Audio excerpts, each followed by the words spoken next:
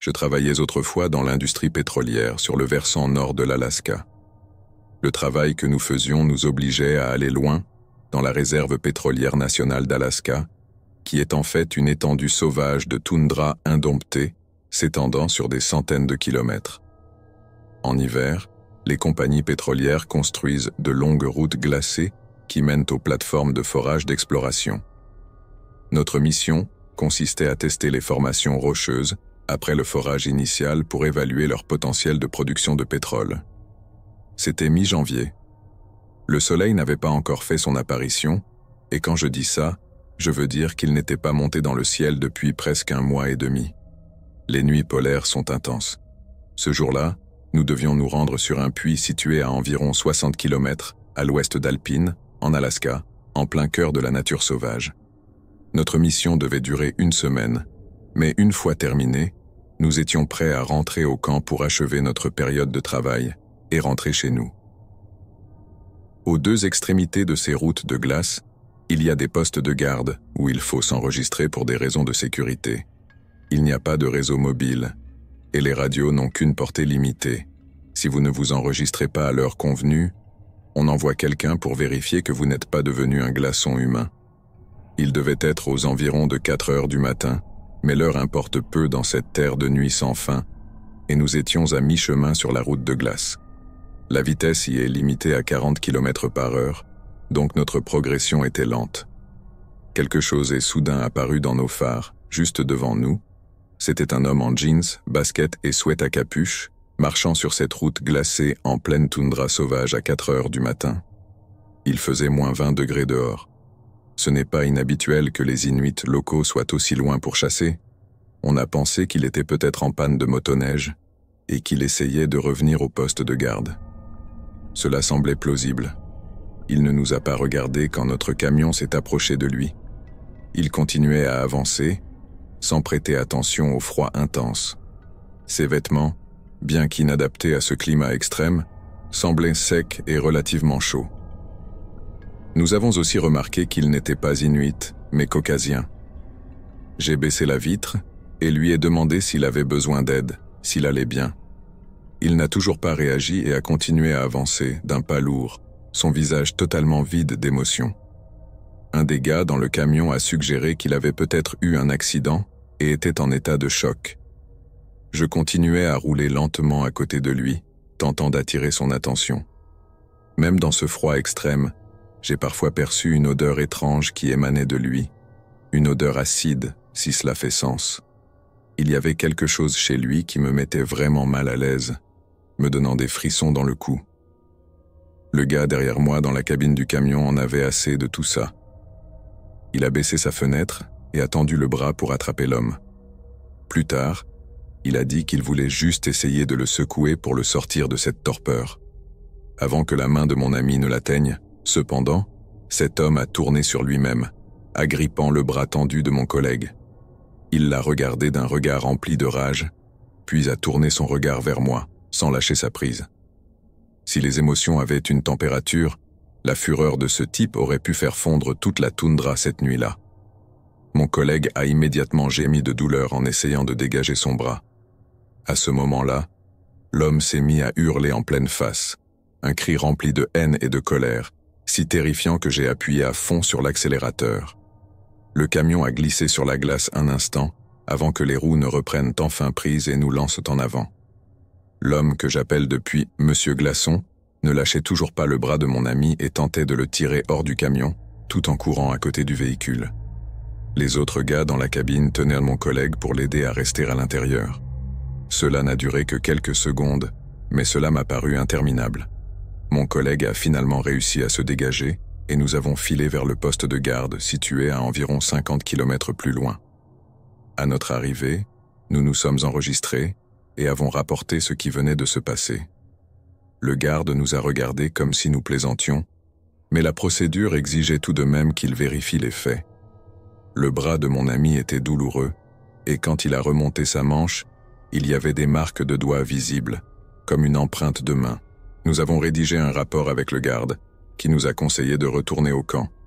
Aucun d'entre nous n'avait vraiment envie de parler de ce qui venait de se passer, et le reste du trajet s'est fait dans le silence. Le lendemain, nous avons pris l'avion pour rentrer chez nous.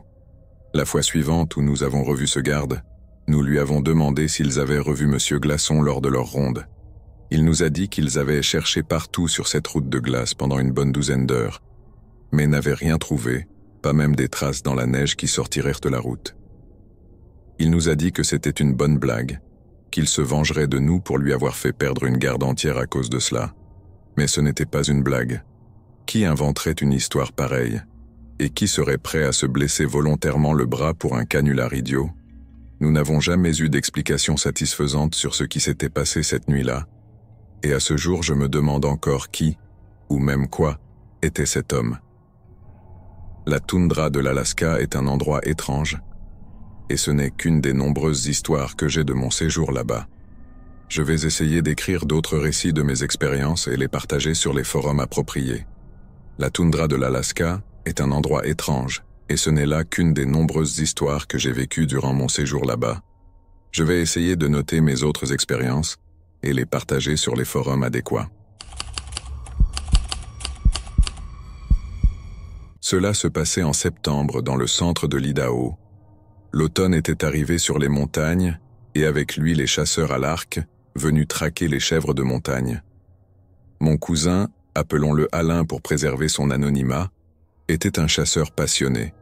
Il avait parcouru l'Amérique du Nord pour chasser divers gibiers, ours, élans en Alaska, sangliers au Texas, mouflons dans le Wyoming.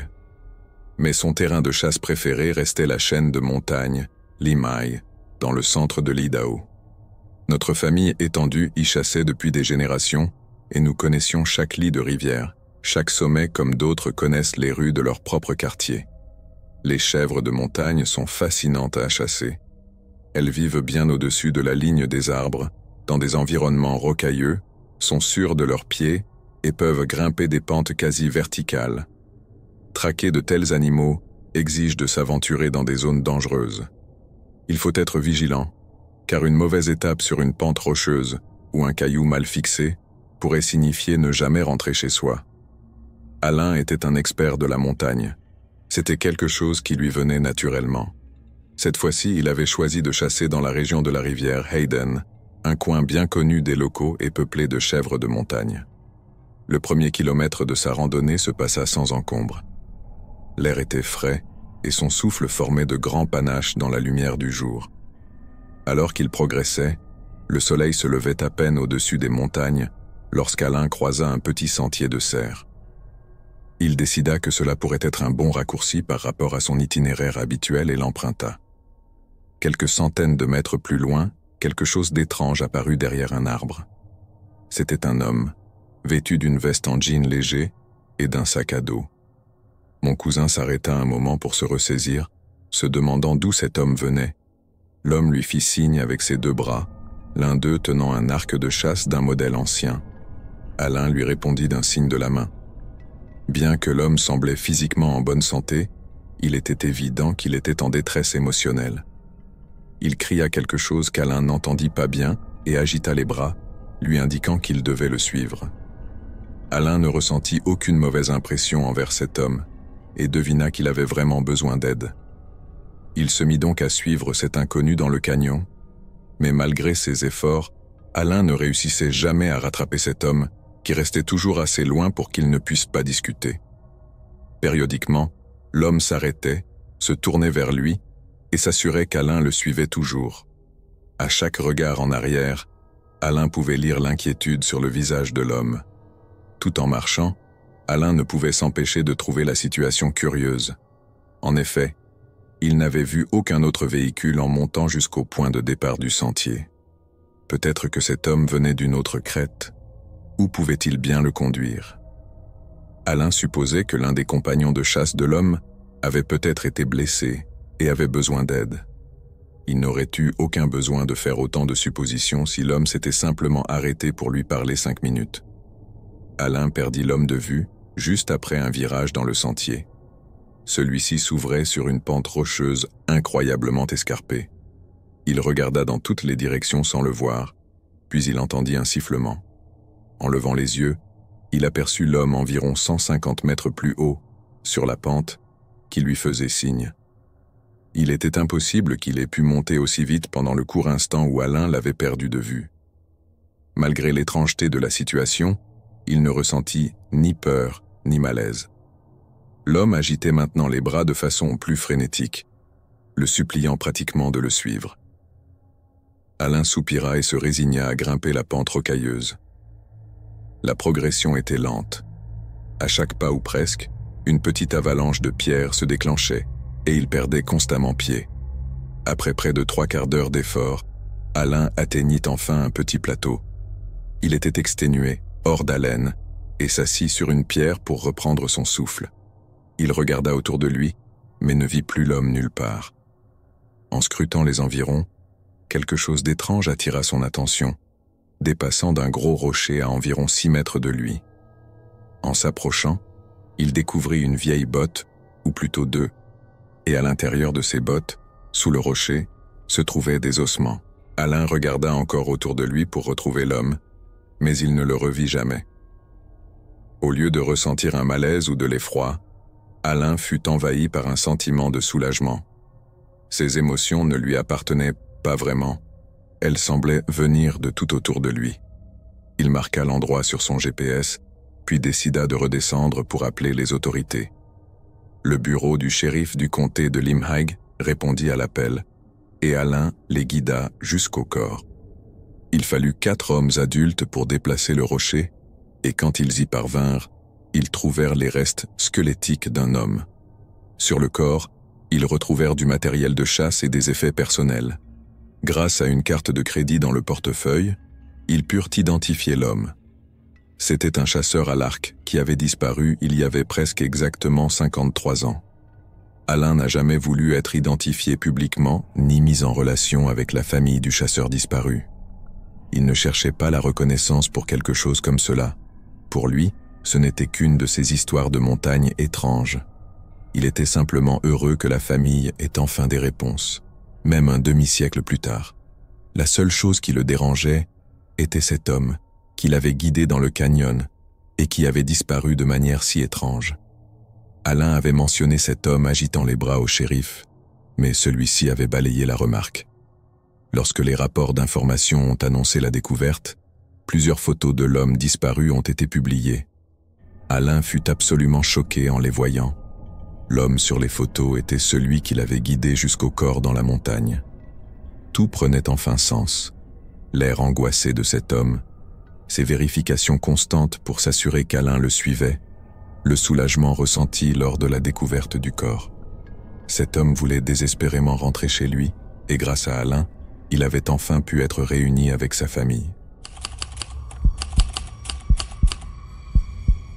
Je travaille dans un restaurant avec service au volant ouvert 24 heures sur 24, et cela s'est passé il y a seulement quelques semaines.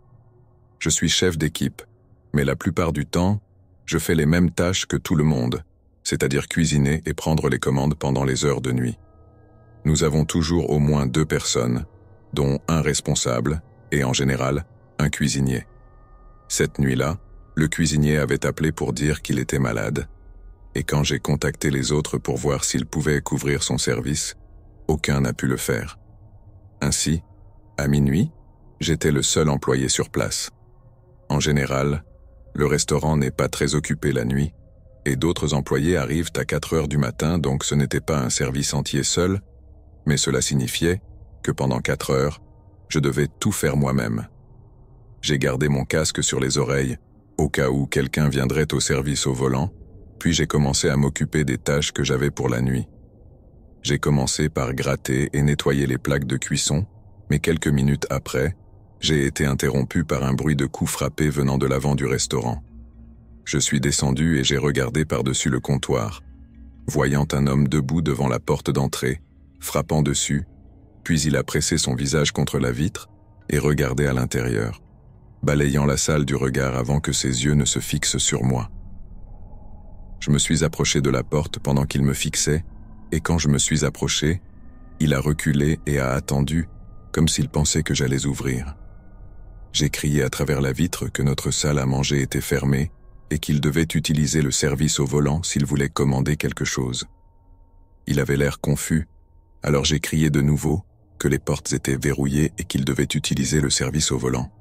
Il n'a montré aucune réaction cette fois, ne me donnant aucun indice s'il m'avait compris ou non. Alors je me suis simplement retourné et suis revenu à la cuisine. Je pensais qu'il finirait par comprendre que les portes ne s'ouvriraient pas. J'ai continué à nettoyer les plaques de cuisson, passant au moins 15 à 20 minutes dessus. Pendant ce temps, je suis allé vérifier une fois l'avant pour voir si l'homme était parti, et de ce que je pouvais voir, il avait disparu. Le parking était complètement vide, et l'homme n'était plus à la porte. Mais c'était quelques minutes après avoir fini avec les plaques de cuisson que j'ai reçu une alerte sur mon casque, indiquant que quelqu'un était au service au volant. J'ai activé mon micro et demandé leur commande en marchant vers la fenêtre, mais personne n'a répondu. Quand je suis arrivé à la fenêtre, j'ai immédiatement vu sur la caméra qu'il n'y avait pas de voiture dehors. J'ai regardé autour de l'écran et n'ai vu aucun mouvement non plus. Alors j'ai ignoré et ai commencé à repartir. Mais alors que j'atteignais l'arrière de la pièce, je me suis arrêté quand j'ai cru entendre quelque chose. Je suis resté immobile et j'ai écouté attentivement, entendant des bruits de pas lents marcher au-dessus de moi, sur le toit du bâtiment. C'étaient des pas prudents, ne faisant presque aucun bruit, à part le grincement du toit, mais je n'avais aucun doute qu'il y avait quelqu'un là-haut. J'ai suivi le son de leurs pas du regard, traçant leur chemin le long du plafond jusqu'à l'échelle menant à la trappe de maintenance. C'est là que j'ai réalisé ce qu'ils faisaient. J'ai couru vers l'échelle et ai commencé à chercher un moyen de verrouiller la trappe pour l'empêcher de s'ouvrir, mais je ne l'avais jamais utilisée, donc je n'avais aucune idée de son fonctionnement, ni même si elle pouvait être verrouillée. Puis il y a eu un grand grincement du plafond juste au-dessus de moi, suivi de quelques bruits sourds venant de l'extérieur de la trappe. Un moment est passé, puis la trappe a légèrement grincé en s'ouvrant, et à travers le petit espace, tout ce que j'ai vu, c'était une paire d'yeux qui me fixaient. J'ai sprinté vers l'avant du bâtiment, entendant des bruits forts venant de l'endroit où se trouvait la trappe. J'ai rapidement déverrouillé la porte et couru vers ma voiture. J'ai appelé la police en m'asseyant à l'intérieur et en scrutant frénétiquement les fenêtres du restaurant pendant que j'étais au téléphone. J'ai vu une ombre se déplacer près du comptoir avant, puis un homme est apparu, debout au fond du restaurant, mais il regardait dans ma direction. Après un moment, il s'est retourné et a disparu derrière la cuisine, me laissant paniquer jusqu'à l'arrivée de la police.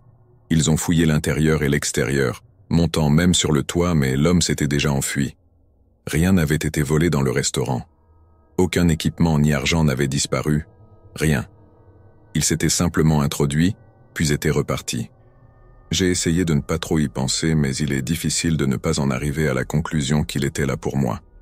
Comme je l'ai dit, cela s'est passé assez récemment, donc il n'y a pas encore beaucoup de mises à jour sur cette affaire. Même avec son visage capturé par les caméras, son identité n'a toujours pas été confirmée. Le propriétaire du bâtiment a ajouté un cadenas à l'intérieur de la trappe, ce qui aurait dû être fait bien avant, mais je suppose que c'était juste une gêne pour lui.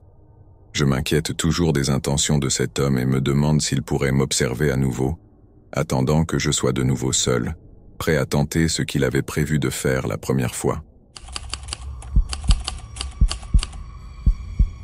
Cela s'est passé alors que je grandissais, vers 2004 ou 2005, quand j'avais 13 ans. L'histoire se déroule dans une zone rurale assez éloignée de la ville de Trois-Rivières, au Québec. À l'époque, la ville était vraiment petite et sans grand intérêt. Un de ces endroits qui ne sont pas exactement sur le chemin de quoi que ce soit de très important. Mon père connaissait quelqu'un qui possédait un domaine de chasse de près de 400 hectares dans les environs et qui se plaignait sans arrêt des hordes de sangliers qui détruisaient ses terres. Étant donné que c'était la saison de la chasse aux sangliers, mon père a pensé me faire une surprise cet été-là et m'a emmené une semaine pour aller chasser. Non seulement cela l'aidait à ressauter pour son travail, mais cela nous donnait également l'occasion de passer du temps ensemble. Je me rappelle que le trajet depuis Montréal était une véritable torture. Environ 7 heures dans la Jeep Wrangler de mon père, avec son toit rigide, qui était tellement inconfortable. Tout ce que je pouvais faire, c'était regarder par la fenêtre ou essayer de battre Super Mario Land 2 sur ma Game Boy Pocket, un exploit que je n'ai jamais réussi à accomplir dans ma jeunesse. Le trajet nous a pris presque toute la journée, et nous sommes finalement arrivés en début de soirée. Le propriétaire du domaine a prévenu mon père que personne n'avait loué le terrain cette année, et que le chalet là-bas risquait d'être un peu poussiéreux et en mauvais état. Je m'en fichais complètement. J'étais dans les scouts depuis quelques années, et je passais une bonne partie de mon temps libre dans les bois ou à pêcher avec des amis. Autant dire que j'étais à l'aise avec ce mode de vie un peu rustique. Après avoir déverrouillé la barrière et conduit jusqu'au chalet, nous nous sommes installés pour la nuit. Le chalet était vraiment en piteux état, avec de la poussière et de la saleté partout, sans parler des mouches. Et je me souviens qu'il semblait qu'un raton laveur s'était introduit et avait laissé des traces partout sur le sol. Après un peu de nettoyage, nous avons sorti nos sacs de couchage et préparé les matelas de camp. On s'est ensuite préparé à dormir. Cependant, quelque chose était étrange cette nuit-là. Je n'arrivais pas à trouver le sommeil, peu importe la position que je prenais. Je ne pouvais pas expliquer pourquoi, mais j'avais cette impression d'être observé. Finalement, j'ai réussi à m'endormir, peut-être pour 1 heure environ. Quand je me suis réveillé, il était tôt, environ 7 heures du matin. Nous avons décidé d'aller explorer le terrain pour repérer des traces de sangliers et choisir un bon emplacement pour un affût. C'était l'été, et il faisait horriblement chaud l'après-midi, alors le matin était vraiment le meilleur moment pour être dehors. Après 1 heure de marche, nous avons atteint une zone avec quelques arbres et, heureusement, trouvé des signes de la présence de sangliers. Le sol était typiquement retourné à l'endroit où ils avaient fouillé. Nous avons suivi les traces dans les bois. Alors que je cherchais d'autres indices, mon père m'a brusquement arrêté d'un geste du bras. Je me rappelle avoir levé les yeux et aperçu quelqu'un, debout à environ 50 mètres de nous. Son corps était partiellement dissimulé par les arbres. C'était un terrain privé, donc cette personne n'avait absolument pas le droit d'être là. Nous avions d'ailleurs confirmé avec le propriétaire juste avant d'arriver que personne d'autre ne se trouvait sur le terrain, sans oublier que la barrière était bien fermée à notre arrivée. La personne portait un manteau rouge vif. Nous avons commencé à marcher lentement dans sa direction, et mon père a lancé un appel du genre « Bonjour, nous sommes des chasseurs, c'est un terrain privé ».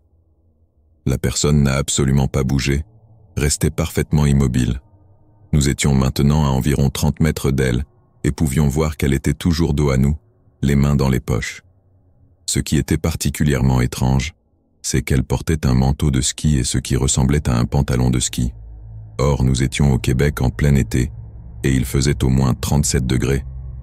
Mon père a de nouveau appelé, sans réaction. Il m'a alors dit de rester derrière lui et a décroché le clip de son étui à pistolet. Nous avons contourné la personne pour nous approcher de son côté droit. Mon père m'a ordonné de rester à une 20aine de mètres en retrait. J'ai obéi et je me suis accroupi, observant mon père faire le tour de l'individu tout en lui parlant pour s'assurer qu'il allait bien. Finalement, il est parvenu à se placer face à lui et j'ai vu mon père se redresser avec une expression de confusion totale sur son visage. Je lui ai demandé ce qui se passait et il m'a répondu « C'est un mannequin ». Je me suis approché alors que mon père continuait à fixer le mannequin. En arrivant à sa hauteur, un détail m'a frappé. Les vêtements que portait le mannequin étaient flambant neufs, sans la moindre trace de poussière, de sève, d'excréments d'oiseaux ou de signes indiquant qu'il était resté dehors plus d'une journée, tout au plus. À ce moment-là, j'ai regardé mon père et j'ai vu son inquiétude s'intensifier. Presque immédiatement, j'ai ressenti de nouveau cette sensation étrange, comme si nous étions observés. Mon père devait la ressentir aussi. Je l'ai vu froncer les sourcils et murmurer « On s'en va, tout de suite ». Il m'a pris par la main et a sorti son pistolet, scrutant les environs tout au long du chemin de retour. J'essayais de retenir mes larmes de panique. Nous avons marché aussi vite que possible, et bien que le trajet n'ait duré que 45 minutes au maximum, il m'a paru interminable. Dès notre retour, nous avons rapidement rangé nos affaires et sommes partis. Sur le chemin du retour, nous n'avons presque pas échangé un mot. Je me souviens qu'à peine après avoir quitté les lieux, mon père a appelé son ami le propriétaire du terrain. Celui-ci semblait perplexe et a dit qu'il irait vérifier la semaine suivante, dès qu'il serait de retour dans la région. Il a également mentionné qu'il n'avait jamais eu de problème avec des intrus, car la propriété était entourée d'une clôture assez haute. Mon père n'est pas du genre paranoïaque, mais étant donné ma jeunesse et l'éventualité qu'il y ait eu quelqu'un là-bas sans que nous le sachions, il a préféré être prudent et partir. Une fois à la maison, nous avons enfin discuté de l'événement.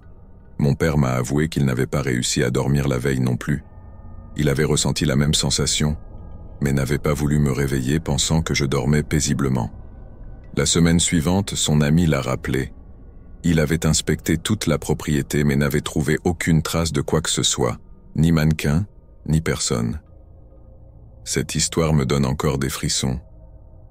Je n'ai aucune idée de ce que c'était, mais le côté paranoïaque en moi pense que c'était une sorte de piège.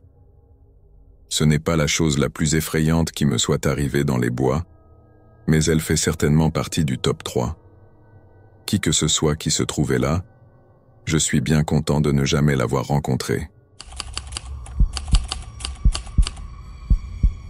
J'ai grandi dans les années 70 dans l'Ohio, et mon meilleur ami d'enfance, Joe, et moi passions tout notre temps libre dehors. Joe vivait dans une ferme en bordure d'une grande forêt, et mes parents me déposaient le matin pour que nous restions dans les bois tout le week-end. Nous ne revenions que pour l'école. On adorait jouer aux éclaireurs. On construisait des abris, on fabriquait des pièges, on essayait d'allumer un feu avec des bâtons, tout ce qu'il fallait. Quand nous sommes arrivés au lycée, on a eu l'idée de faire notre propre version de Stand By Me, un film qui venait juste de sortir. L'idée, c'était de suivre des rails de train en campagne, mais au lieu de chercher un corps, on voulait trouver des ponts sympas pour pêcher et camper un peu à l'écart des rails. Bien sûr, on savait que c'était dangereux et qu'on ferait sans doute de l'intrusion, mais on était des gamins. On s'amusait beaucoup et on a découvert des rivières magnifiques et des ponts où personne n'allait.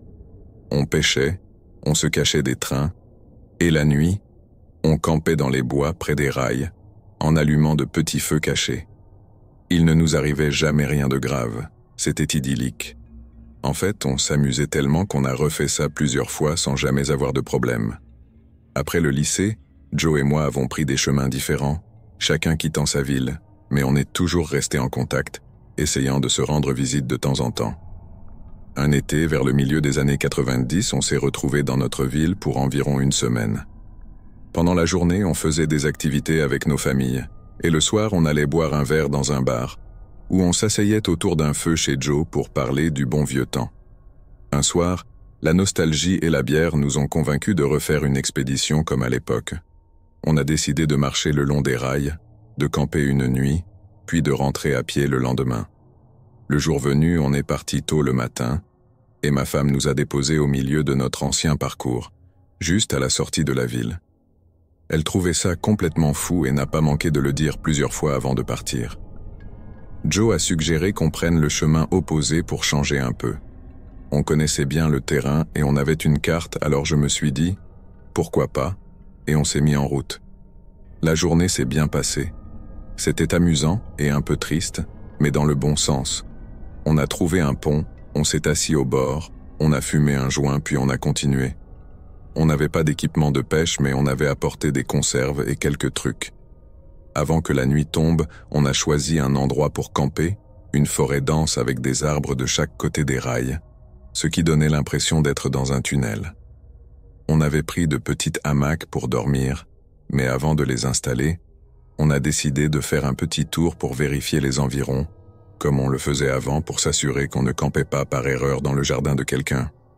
On a marché une trentaine de mètres dans la forêt et monté une petite colline. On s'est dit que si on ne voyait rien depuis le sommet, on serait tranquille. Mais en arrivant en haut, on a aperçu un vieux bâtiment en contrebas, à environ 100 mètres dans les bois. On n'arrivait pas bien à voir, mais on a supposé que c'était peut-être une cabane à sucre ou quelque chose du genre. Il n'y avait aucune route visible qui y menait, et aucun signe de présence humaine, aucun bruit, ni mouvement, ni lumière. On a décidé de s'approcher un peu pour en être sûr. En descendant lentement la colline et en s'approchant du bâtiment, on a vu que ce n'était pas une cabane à sucre mais une vieille église. Elle semblait abandonnée depuis des années, un bâtiment bas et affaissé, dont les planches étaient presque noires à cause de la mousse et de la pourriture. Une croix noire de vieillesse se tenait au sommet, et aucune fenêtre n'avait de verre. Il n'y avait même pas de porte, juste des ouvertures béantes. On s'est approché assez pour voir l'intérieur. Il y avait des rangées de bancs et une petite estrade pour le prédicateur. On n'a pas voulu entrer. Hormis cela, il n'y avait aucun signe de vie, ni empreinte, ni sentier, ni route, juste cette église abandonnée. On a rapidement décidé de remonter la colline pour camper là où on avait prévu, se sentant un peu mieux avec une colline entre nous et l'église. Même si, je dois l'avouer, nous étions toujours un peu mal à l'aise. On a attribué ça à l'étrangeté naturelle de voir une église en plein milieu des bois. À ce moment-là, le crépuscule s'était installé, alors on a décidé de monter nos hamacs et de dormir. La nuit est tombée, et alors qu'on était allongés dans nos hamacs à discuter, on a commencé à entendre quelque chose venant de la direction de l'église. La conversation a tourné à peu près comme suit. « T'entends ça? C'est quoi ce truc? On dirait des gens qui chantent. » Et en effet, cela ressemblait à des chants. On est sorti de nos hamacs en silence, et on s'est accroupi, tendant l'oreille pour essayer d'entendre plus clairement. On a écouté pendant 1 minute ou 2, et le chant continuait, mais ne se rapprochait pas. Finalement, on a décidé de remonter discrètement la colline pour voir d'où venait le son. Même après toutes ces années, on pouvait encore se déplacer silencieusement dans les bois, presque par réflexe. La lune n'éclairait qu'à peine, juste assez pour ne pas percuter un arbre, mais il faisait presque noir complet. On n'a pas utilisé de lampe de poche, avançant lentement et en silence. Quand on est arrivé en haut de la colline, on a vu une lumière au loin, venant de l'église, et le chant venait de là. Joe et moi avons rapproché nos têtes pour discuter tout bas, en échangeant des regards incrédules. La lumière semblait être celle de bougies, vu la façon dont elle vacillait. Malgré nos efforts, on ne comprenait pas les paroles du chant. Cela ressemblait à de la musique d'église, mais dans une langue presque étrangère. On s'est assis en observant pendant un moment, essayant de voir qui était là, mais on ne voyait que des ombres occasionnelles. Nous n'avions pas l'intention de nous rapprocher davantage. Il y avait à peu près la distance d'un terrain de football entre nous, et on comptait bien la garder. Le chant a continué un moment, puis s'est arrêté. Ensuite, une voix d'homme, forte et grave, a commencé à chanter. J'étais déjà effrayé, mais cette voix m'a glacé le sang. Elle ressemblait à celle d'un prédicateur de l'Ancien Testament comme dans les films, mais c'était comme s'il parlait dans une langue totalement différente, car on ne comprenait pas un seul mot. À un moment, la voix masculine prononçait quelque chose, et ensuite, plusieurs voix répondaient en chœur. Cela a duré un moment, puis tout le groupe a poussé un long hurlement qui devenait de plus en plus fort, si intense et troublant que j'ai fini par me boucher les oreilles. Puis soudain, tout s'est arrêté.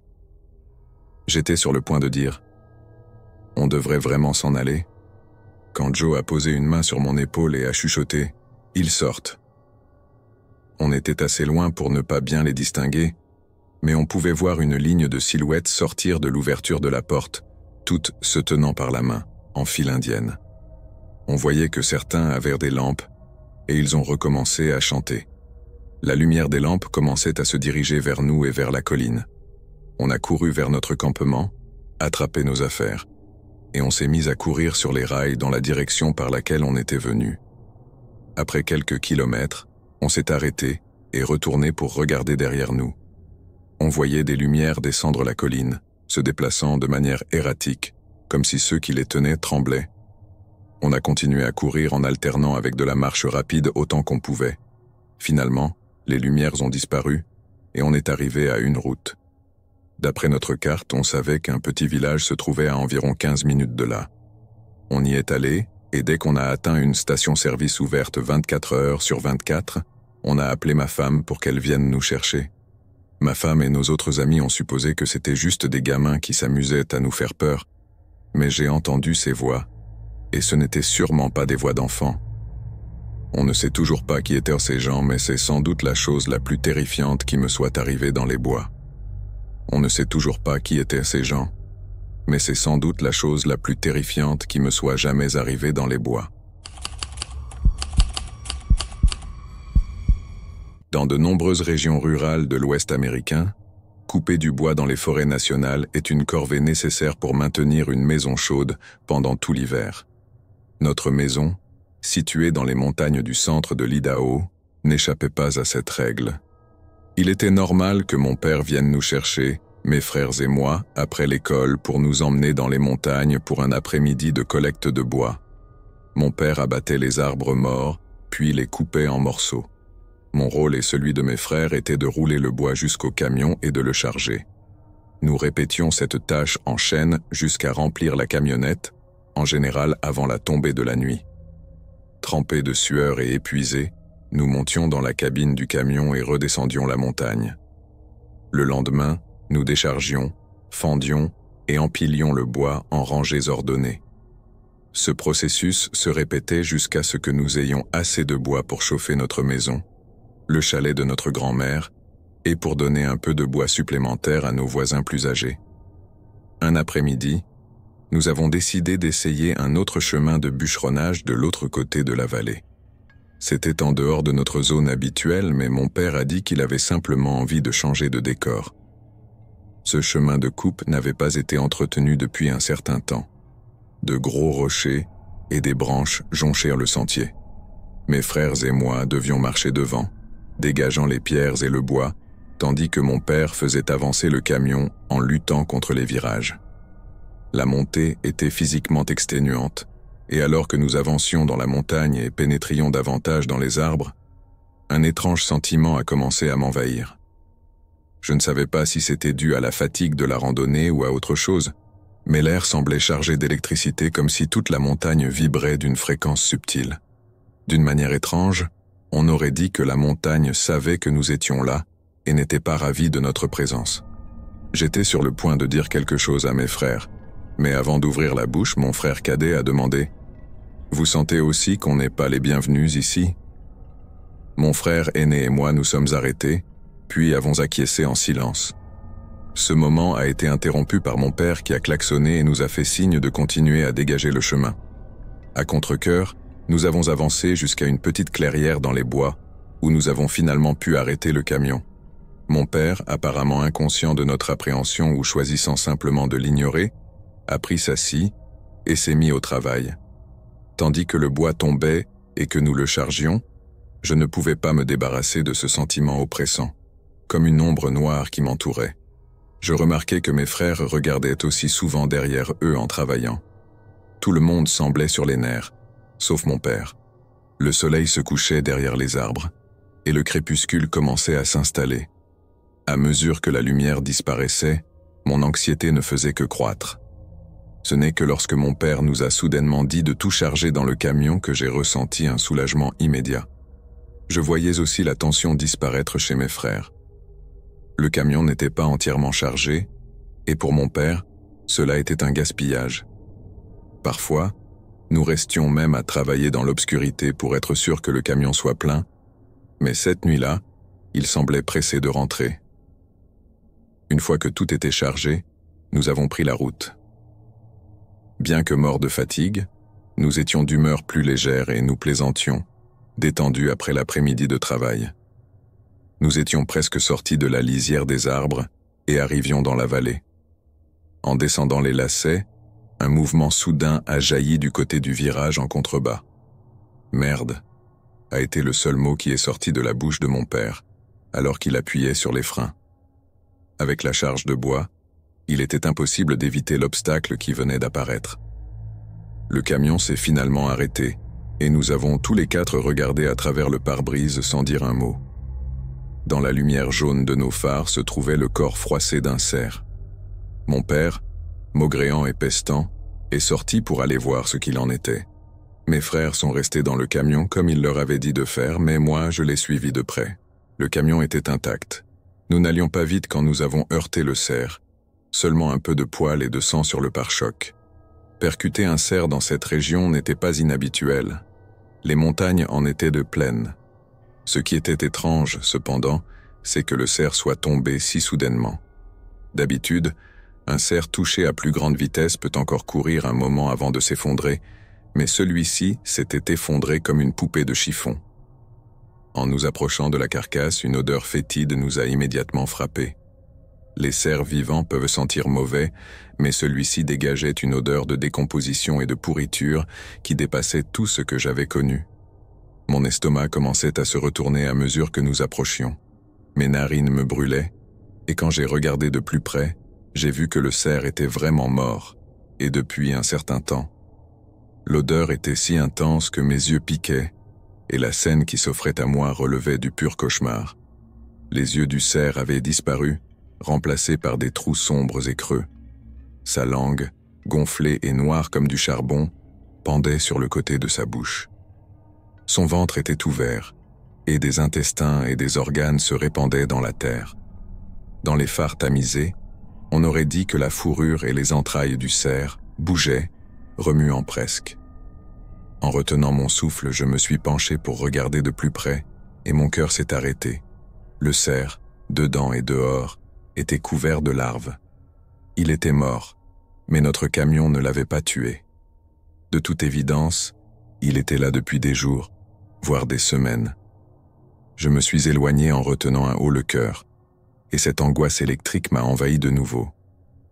Mon père, habituellement du genre calme et stoïque, avait maintenant une expression d'horreur sur le visage, même dans la lumière tamisée des phares du camion.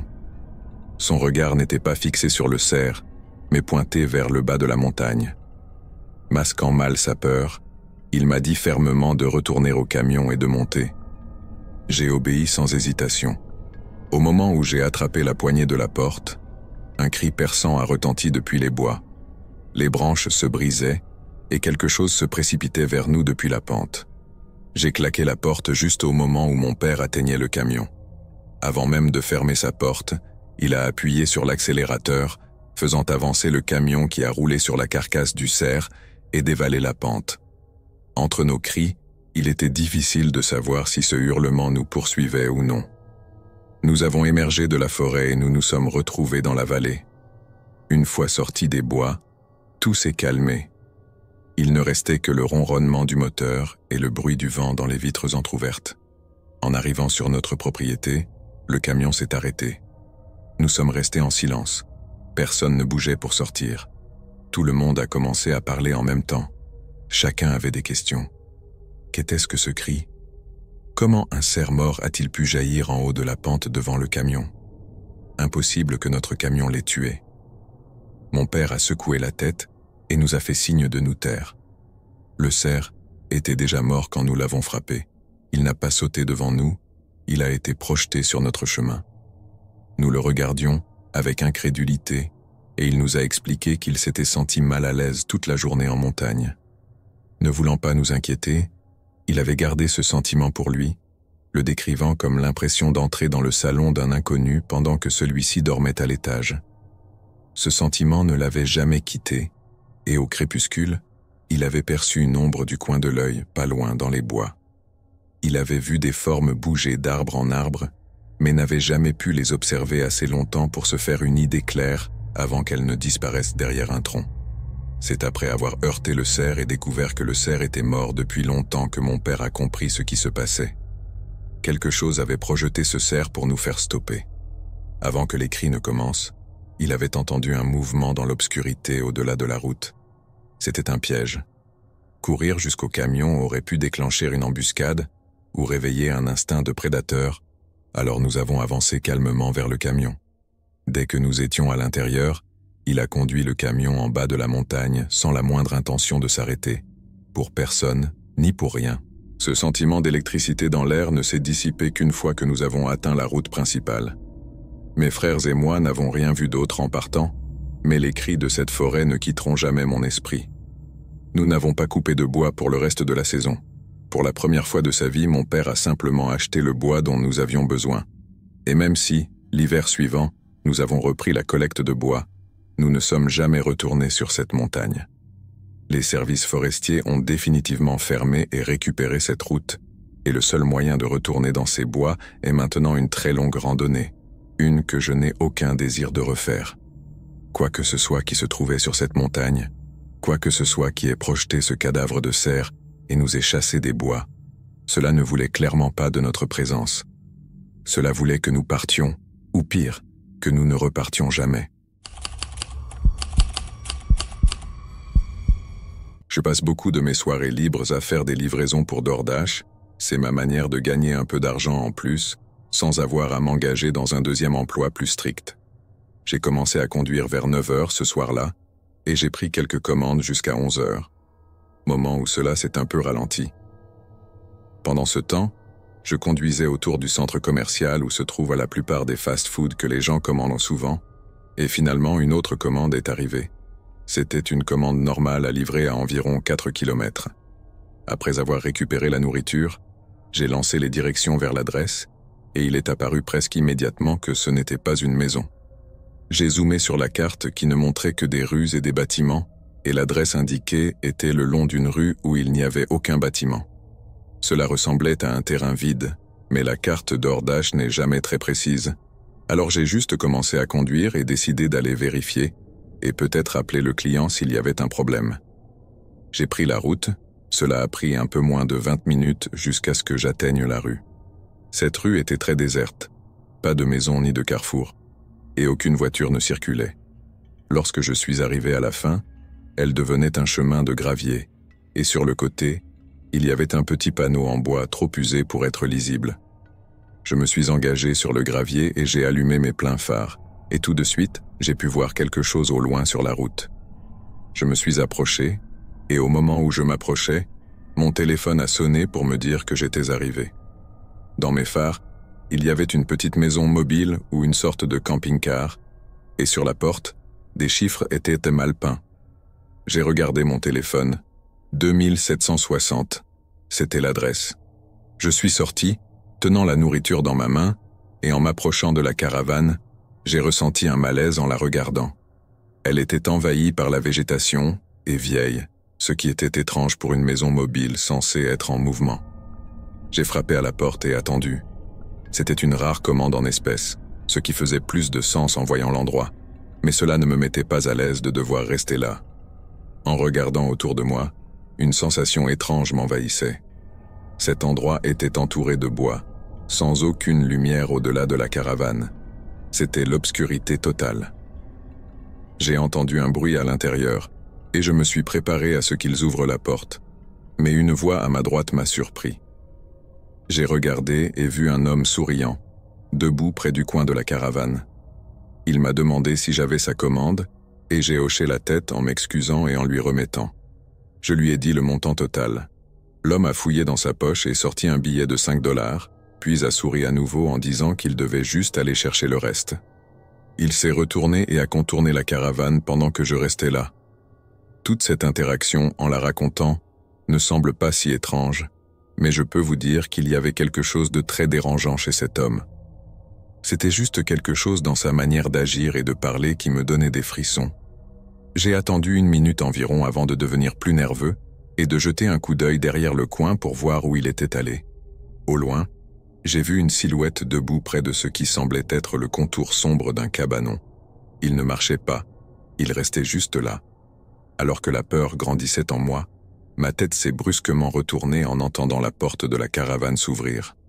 Un autre homme est apparu, et juste au moment où j'allais le saluer, il a claqué la porte. Mon rythme cardiaque s'intensifiait. J'ai regardé à nouveau l'homme près du cabanon. Il revenait vers la caravane mais tenait quelque chose dans ses mains. À ce moment-là, je ne pouvais pas dire exactement ce que c'était, mais c'était soit une longue batte, soit un fusil. Je me suis précipité vers ma voiture, y suis monté et l'ai démarré avec des mains tremblantes, enclenchant la marche arrière. L'homme est sorti du côté de la maison mobile et se tenait calmement dans l'obscurité alors que je partais. Je ne sais pas ce qui s'est passé là-bas, mais je n'avais certainement pas envie de le découvrir. Je suis rentré directement chez moi ensuite et j'ai débattu de l'idée d'appeler la police, mais je me suis dit que je ne savais pas vraiment ce qui se passait. Au final, j'ai pris la regrettable décision de ne pas prévenir la police. Ce qui s'est passé cette nuit-là restera une étrange rencontre sans réponse. Je conduisais dans ma ville pour faire des livraisons avec Postmates il y a longtemps, quand cela venait à peine de commencer. Toutes les commandes étaient principalement à l'intérieur des blocs principaux de la ville. Mais j'avais reçu une commande à l'extérieur des routes principales. J'ai récupéré la nourriture, Et je suis parti. Mais plus je m'éloignais de la ville, plus les routes devenaient moins fréquentées, tant par des voitures que par des maisons. Tout était remplacé par la forêt. J'étais déjà passé par là en sortant de la ville, mais je ne savais même pas qu'il y avait des maisons ici. J'ai conduit jusqu'à ce que le GPS me dise de tourner sur un chemin de gravier presque invisible. Il n'y avait aucune lumière à part celle, faible, venant de ma vieille voiture.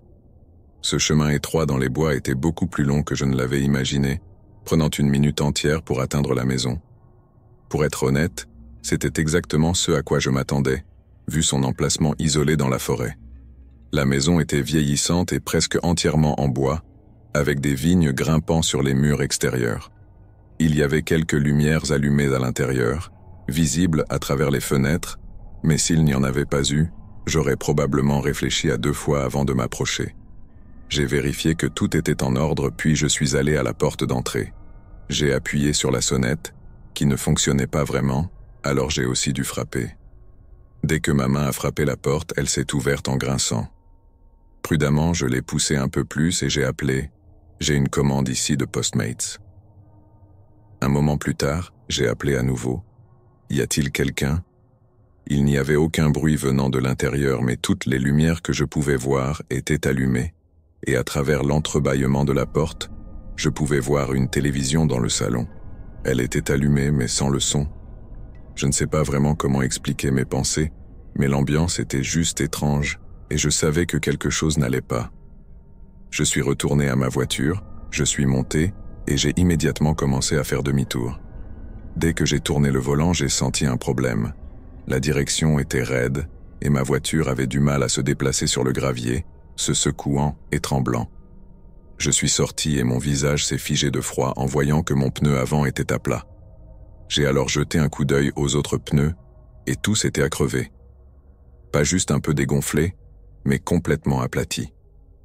Mon estomac s'est immédiatement noué, sachant que c'était un acte intentionnel. À ce moment-là, mon esprit était partout. Ce qui m'a terrifié, c'était que je ne savais pas si quelqu'un avait mis quelque chose sur le chemin ou si quelqu'un avait fait ça pendant que j'étais à la maison, derrière mon dos. Quoi qu'il en soit, la seule chose que je savais, c'est que quelqu'un était là avec moi, loin dans les bois, au milieu de nulle part.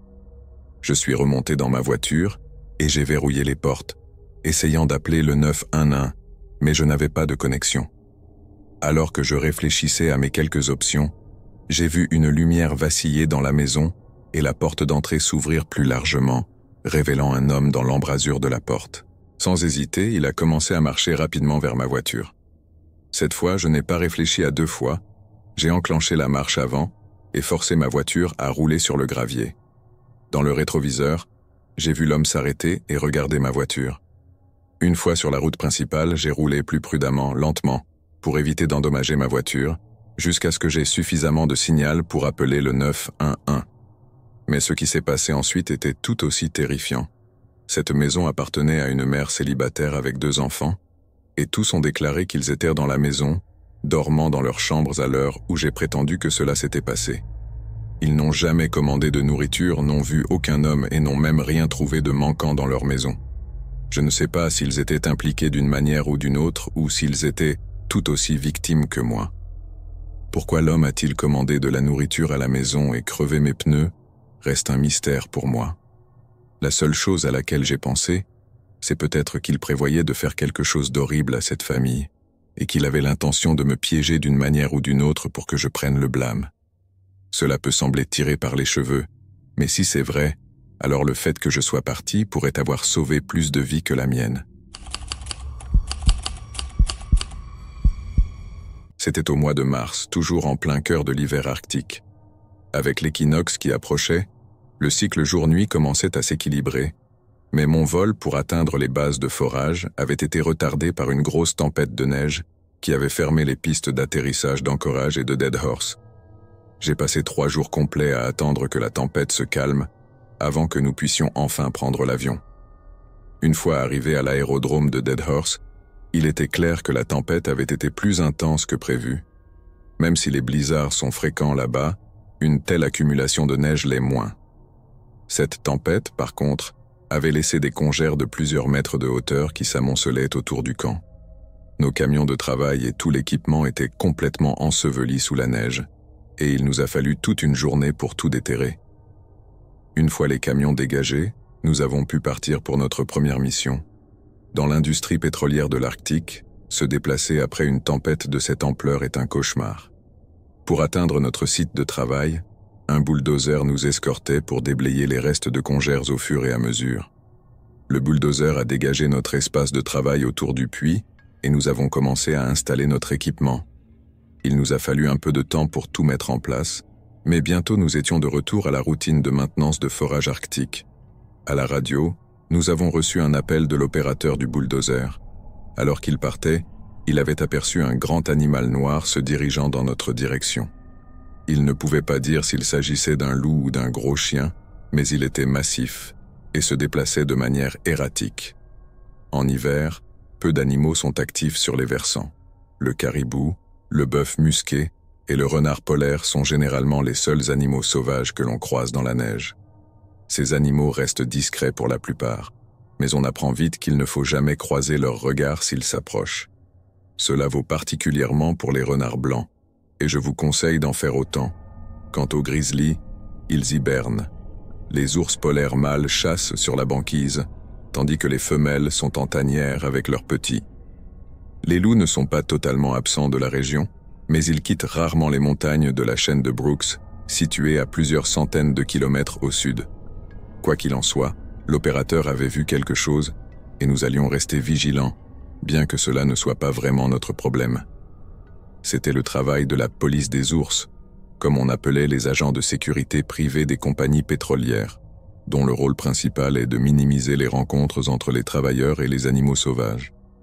Ces agents, seuls dans toute la région, mis à part les autorités publiques, sont autorisés à porter des armes à feu.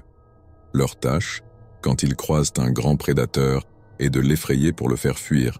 Cela commence avec des balles en caoutchouc et des bruits forts, mais en cas d'échec ou d'agressivité excessive, ils doivent parfois recourir à la force létale.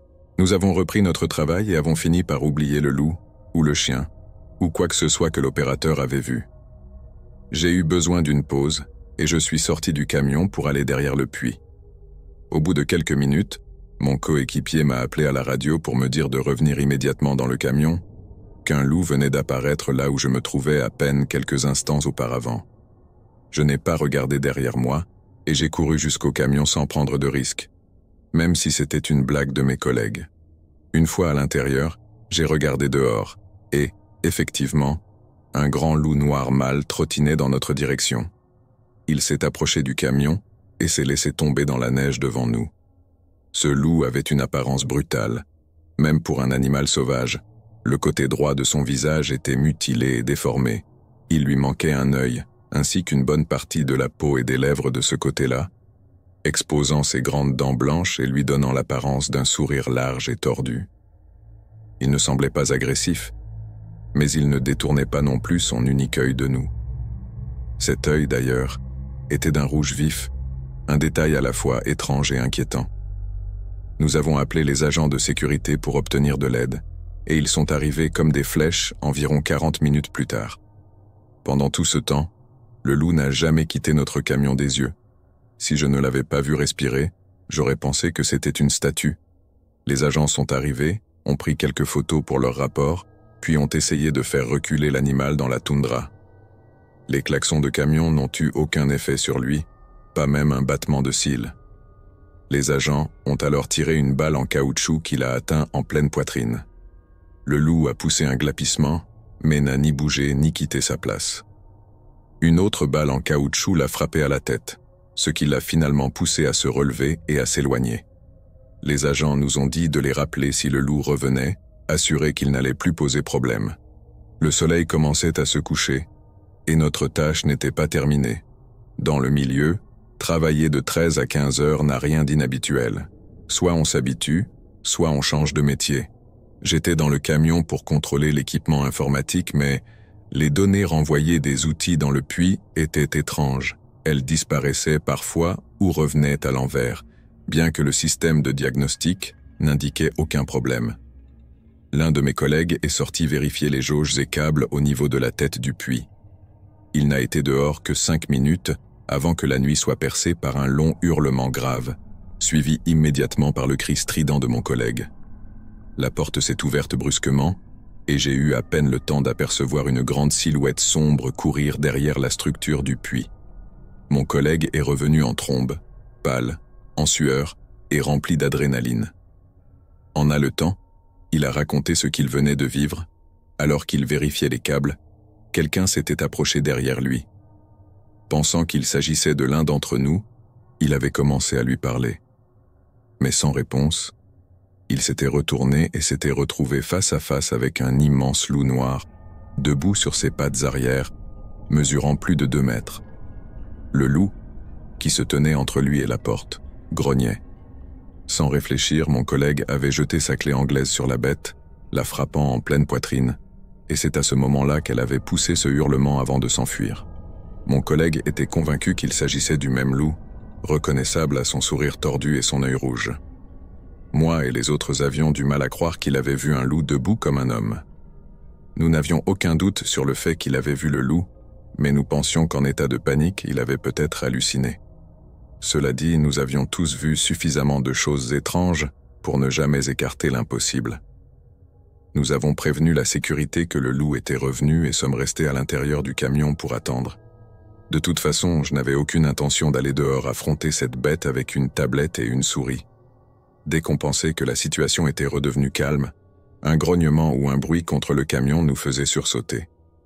Par moments, on apercevait quelque chose qui marchait dans l'obscurité, juste hors de portée des lumières de travail. Même enfermés dans la cabine verrouillée, nous nous sentions extrêmement vulnérables, comme un plongeur dans une cage à requins. Cela a duré 1 heure avant que nous voyions enfin les phares de 3 véhicules approcher sur la route. L'équipe de sécurité était de retour, cette fois avec des fusils. À la radio, nous avons raconté ce qui s'était passé. Leur ton sceptique a rapidement changé lorsqu'ils ont découvert de grandes empreintes de loup fraîches tout autour du site. L'équipe s'est divisée en 2 camions pour chercher le loup, tandis que l'autre camion restait avec nous pendant que nous finissions notre travail. Cette nuit-là, nous n'avons rien vu ni entendu d'autre, mais nous étions constamment sur nos gardes. Les agents de sécurité n'ont pas retrouvé le loup, mais ils ont trouvé une série d'empreintes qui s'éloignaient du site et se perdaient dans la toundra ouverte. Les agents ont commenté que les traces semblaient étranges, car on ne voyait que les empreintes des pattes arrière dans la neige. Finalement, un des camions de sécurité nous a escortés de retour au camp principal, tandis que les autres continuaient leurs recherches durant la nuit. Au cours de la semaine suivante, plusieurs rapports ont circulé dans le champ pétrolier. Des travailleurs avaient vu ce loup noir mutilé durant la journée, et la nuit, des témoignages parlèrent d'une créature noire, marchant sur 2 pattes, qui harcelait ou encerclait les travailleurs. La sécurité semblait toujours arriver quelques minutes trop tard.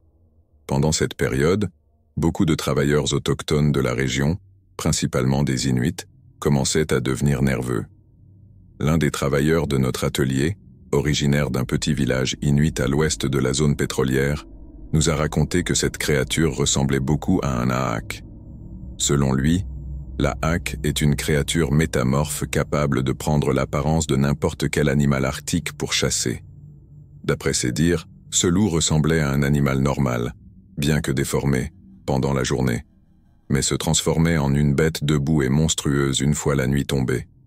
Les Ahak, expliquait-il, sont supposément d'anciens chasseurs inuits qui se sont aventurés trop loin au nord et se sont retrouvés pris entre le monde des vivants et celui des morts.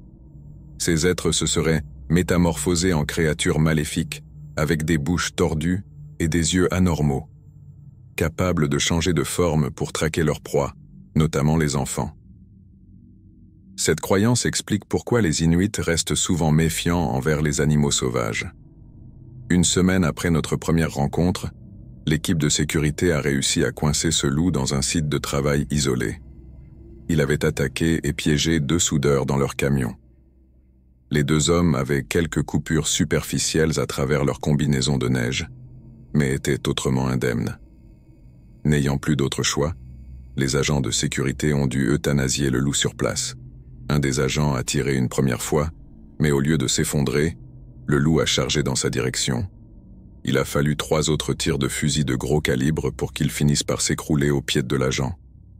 Même paralysé, maintenant allongé dans la neige teintée de rouge, le loup continuait de gronder avec son large sourire tordu. Après plusieurs minutes, il a finalement succombé à ses blessures. Le corps du loup a ensuite été transporté à l'université de l'Alaska à Fairbanks pour y être disséqué et examiné. Mis à part ses déformations faciales et son apparence décharnée, les biologistes ont conclu qu'il s'agissait d'un loup ordinaire provenant des montagnes de la chaîne de Brooks.